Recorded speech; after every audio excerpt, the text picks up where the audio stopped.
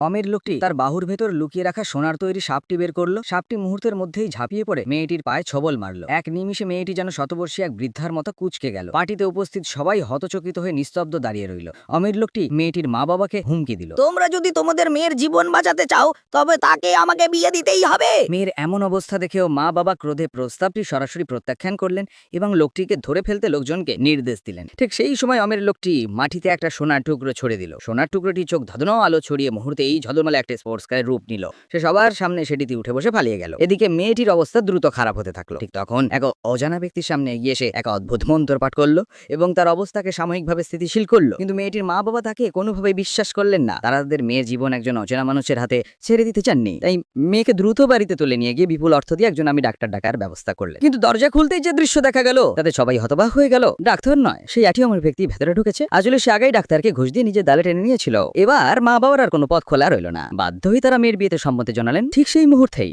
রহস্যময় ব্যক্তিটি আবার হাজির হলো।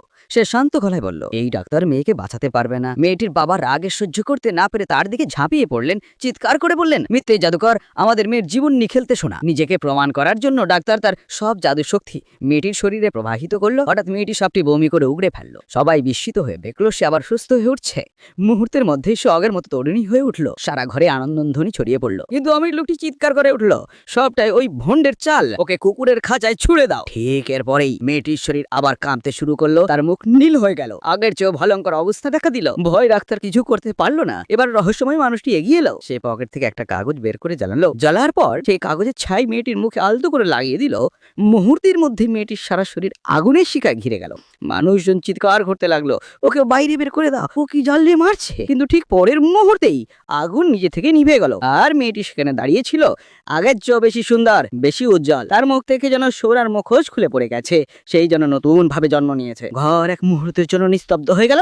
তারপর সবার দৃষ্টিকে স্থির হলো সেই রহস্যময় ব্যক্তির ওপর, যার চোখে তখন দেবজ্যোতির মতো আলো ঝলমল করছিল।